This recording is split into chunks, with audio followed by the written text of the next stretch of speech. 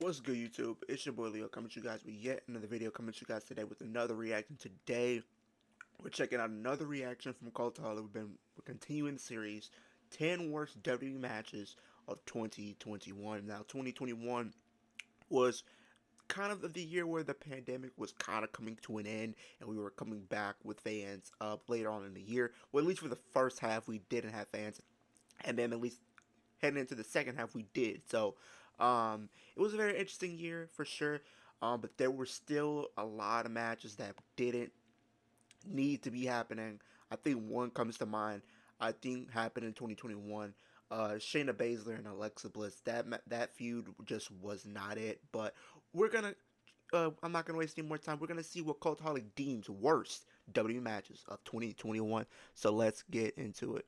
2021 was a strange year for the Big Dub. They began the year in the Thunderdome bubble, briefly stuck their head outside for WrestleMania before fully emerging from their Zoom call cocoon to end the year back on their usual grueling schedule. In amongst all the COVID-related drama, WWE also found time to, put on some wrestling. 2021 saw some excellent action from the likes of Bianca Belair, Roman Reigns, Sasha Banks, Becky Lynch, Edge, and many more. But for every great match, there was a proper stinker, and some of them stunk way more than others. I'm Adam Pacitti from Cultaholic Wrestling, and these are the 10 worst WWE matches of 2021.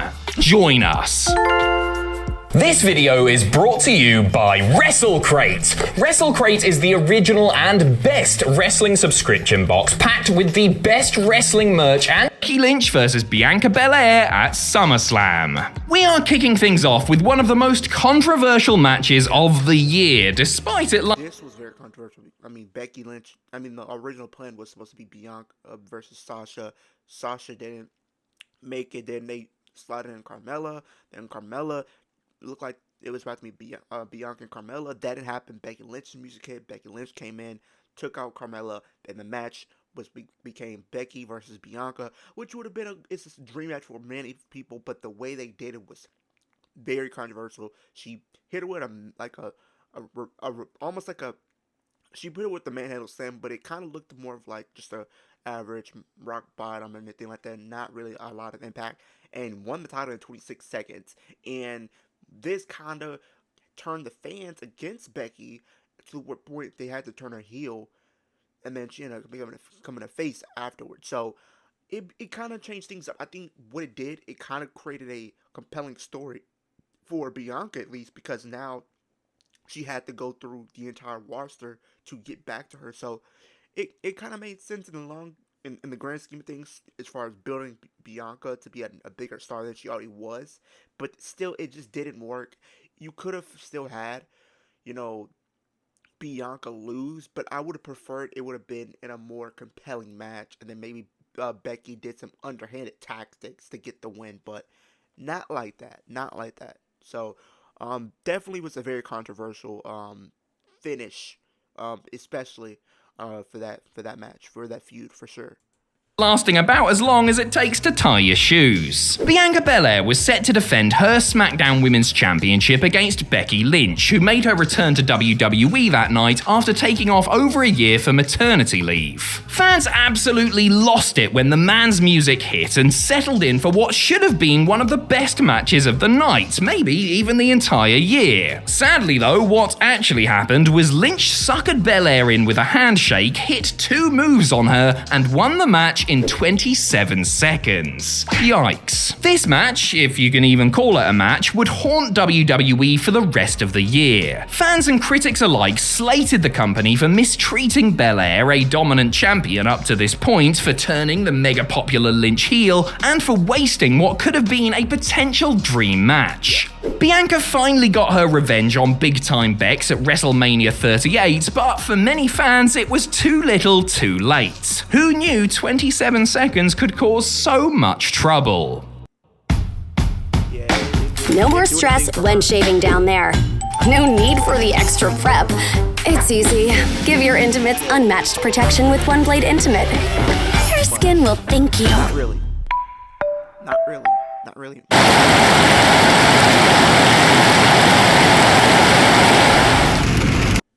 Number 9, The Rock 25th Anniversary Battle Royal at Survivor Series. This was just god awful, and I think this was that Pizza Hut type Battle Royal, whatever that thing was, or this is like when we had the egg.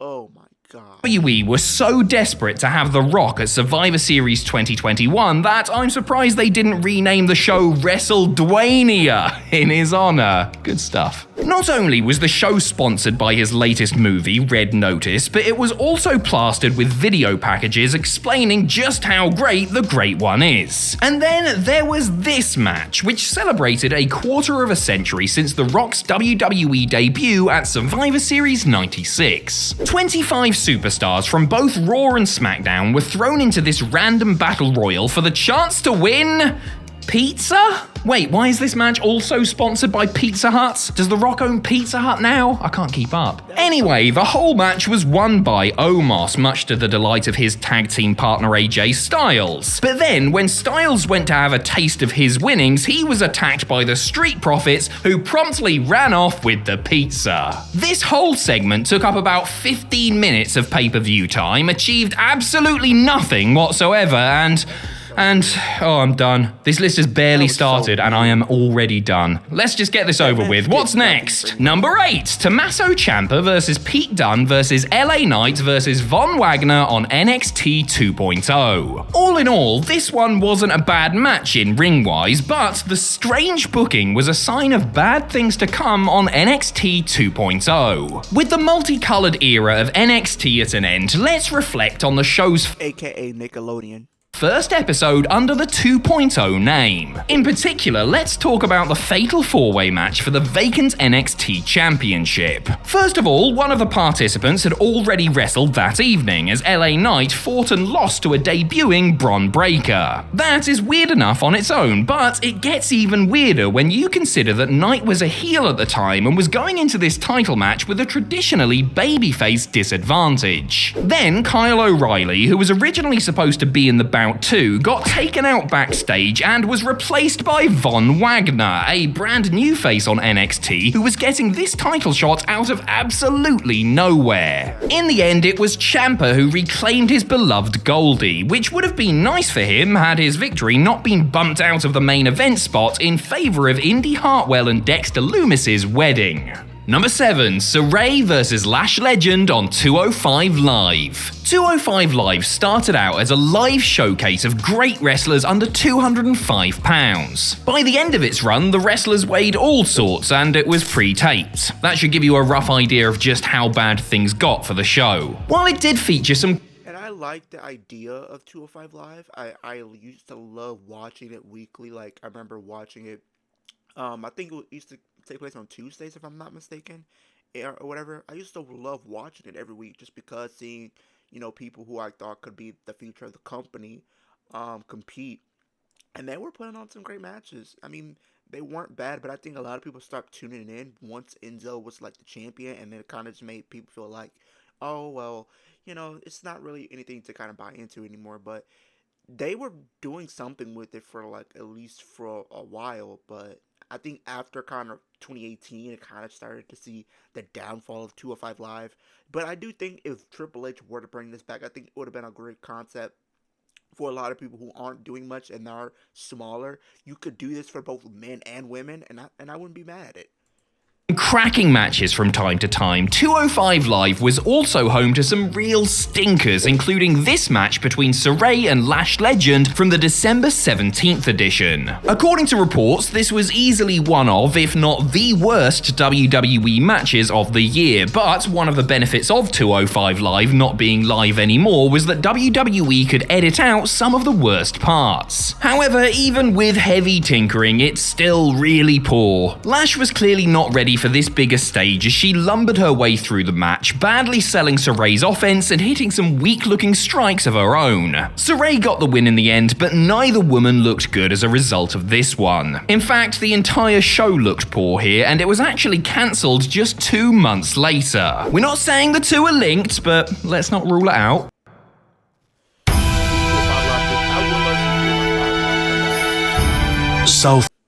Number 6, Alexa Bliss versus Eva Marie at SummerSlam. easily the worst match I've seen in SummerSlam history.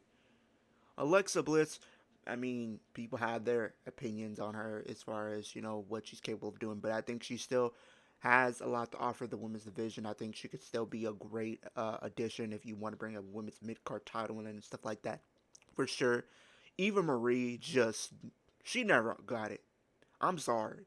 Eva Marie, she's been given opportunity after opportunity, and she has not given me a reason to buy into her whatsoever. Everything she's done is just continue to botch but like not even cut a great promo either. Like, you had her come in, and then she had Piper Niven on her team, and then people were excited for it, but then what they decided to do is change Piper Niven's name to Doudrop and link her to Eva Marie. That's not a good look. That's really not a good look at that point. Just absolutely terrible. If you love haunted dolls, hold on to your seats. Alexa Bliss had turned to the dark side earlier in the year, establishing herself as WWE's resident creepy character after she helped dispatch The Fiend at WrestleMania. And don't worry folks, we'll get to that one later. Eva Marie had made her WWE return in June, aligning herself with her protege Doudrop. Eva used Doudrop to help win singles and tag matches, always announcing herself as the sole winner regardless of who put the majority of the work in. If it sounds like I'm putting off talking about this match, that is because I am. In all fairness, there is very little to say about it though. Eva slaps Bliss with her doll Lily, Bliss gets fired up, misses Twisted Bliss, but then almost immediately hits a DDT to win in under 4 minutes. Was there any point in having this match on the show? Was it in Eva's contract that she could be on the SummerSlam card? Did WWE want Lily on the show just so that they could sell some more merch? Actually, might be onto something with that last one. Number 5, Roman Reigns versus the Demon Finn Balor at Extreme. This one very well sucks because we know Roman and Finn Balor always had great chemistry. Go back to the match when Finn Balor first came up to the main roster from NXT. He beat Roman Reigns. That was a huge deal, and then went on to beat Seth Rollins, become the first ever Universal Champion. That is a huge deal for somebody that's coming up from NXT. We really don't see people that come up from NXT and do something that big ever. And the fact that they did it with him showed that he was going to be something truly special. He got injured, he came back, and it seemed like he just was not able to capitalize on the momentum that he once had coming up from NXT. And the other matches that he had, look at the match that he had in 2018 when Roman was Universal Champion. That was good. And then he had this one. And I'm all for, I was on paper, I'm all for it being an Extreme Rules match, because then you have the Demon, who people were even going to the extent that maybe Finn Balor could win or something like that. But I think they were trying to build Finn Balor up here, especially after the run that he did have going down to NXT and holding that NXT championship. I thought there was going to be potentially this is an opportunity to have a second chance at making Finn Balor a bigger star and putting him in the main event. And then they did this. Not only did you have him lose the way he did, but you also ruined the Finn Balor character as the Demon, to the point fans did not care about Finn Balor and did not care about the Finn Balor Demon persona ever coming back. Extreme Rules. The most disappointing thing about the main event of Extreme Rules 2021 was that it was actually going pretty bloody well, right up until the ending. It's not surprising that two workers as strong as Reigns and Balor had such a great match, but things started to go off the rails with everyone down on the outside. Suddenly, the lights in the arena went red and Balor's music started playing, which could mean only one thing. Presumably a crew member leant on the wrong button backstage. Either that, or it meant that Balor was entering demon mode, which here meant flopping around like a salmon on the deck of a fishing boat. Balor then used the power of the production truck to hulk up and throw Roman back in the ring before climbing the turnbuckle to hit the coup de grace. Well, at least that was the plan, until the top rope mysteriously snapped, seemingly through an act of God. This allowed Reigns to hit a spear and retain the championship. Was this ever explained? Of course not. The spooky lighting and exaggerated demon mannerisms were cringeworthy enough, but Reigns getting an assist from the heavens was a step too far, and what could have been a great main event will now solely be remembered as nothing but a laughingstock. Listen, paying $14.99 a month for a streaming app and $9.99 a month for a music app. Number 4, Alexa Bliss versus Randy Orton at Fastlane. Oh, brother, the lead up to WrestleMania. Oh, people are going to be talking about this one. This one was not it. On paper, I thought it would have been cool just because it would have been an intergender match, but we knew Randy couldn't really do anything to Alexa. Alexa pretty much did whatever she wanted, so. And then The Fiend came back here, so.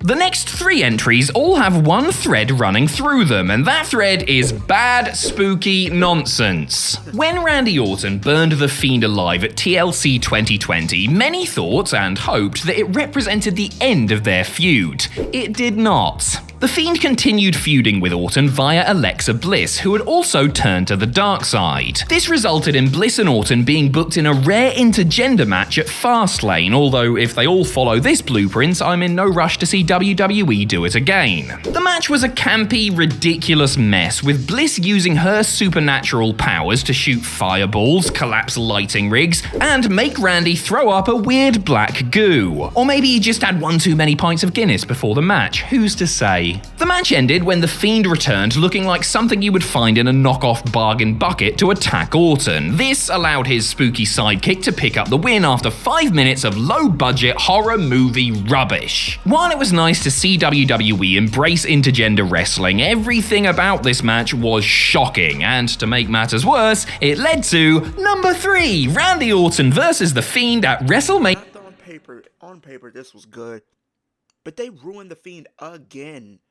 Again, you guys. After he had that awful match with Seth Rollins in the Hell in a Cell, which ended in a DQ, which it shouldn't because it's Hell in a Cell. There's supposed to be no rules. They gave him the championship. He loses to Goldberg in Saudi. Did he have a great match with John Cena? It was a great cinematic match, don't get me wrong. And then he gets put in a feud with Randy Orton, which was not a good sign because we know his feuds with Randy Orton have never been something to really go home and talk about. And then you had this match at WrestleMania, and it was terrible. He got hit with what, two RKOs, maybe one, and that was it. Like, come on, man. It's The Fiend. He's supposed to take at least a couple of finishers before you put him down. You could at least hit him with 3 and then that's fine. But the way they did it, it's just, you ruined The Fiend again for the 3rd time. WrestleMania 37. The Orton Fiend Bliss triangle of terribleness finally ended in the opening match of WrestleMania's 2nd. On top of that, they made it look like Alexa was turning on The Fiend, so they never really played up that story.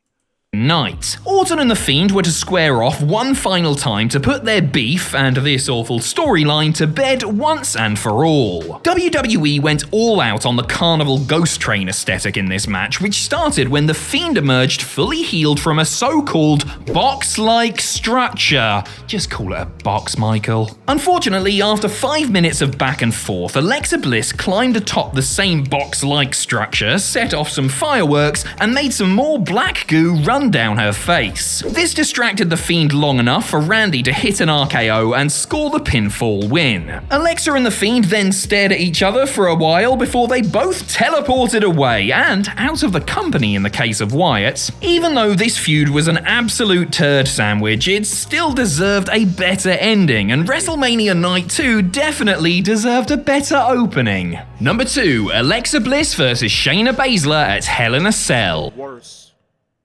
The worst. One of the worst feuds and matches of that year. It was so just not needed. You had pretty much Shaina yelling. Like, okay. Alright. It's the third installment of our spooky Alexa Bliss Ruins Everything trilogy. They're even in chronological order, which means that we've told this story at least 100 times more coherently than WWE did. Alexa's The Ring Meets Rugrats character reached its peak during her feud with Shayna Baszler and Nia Jax. At one point on Raw, Baszler ran for her life as Lily the Doll chased her backstage, but things got even more ridiculous at Hell in a Cell, if you can believe it. The two were having a decent back and forth until Bliss remembered those magic powers she'd used to try and kill Randy Orton a few months earlier. Imagine forgetting a thing like that. Bliss hypnotized Jax at ringside and had her slap Reginald, who was part of Jax and Baszler's act, for some reason. Oh my god. She was controlling Nia Jax to hit somebody. Like, what are we doing? What are we doing? What in what world did this make sense? I don't like characters that do stuff like that, where they control people that do stuff like this. I don't like it. It's just not. No.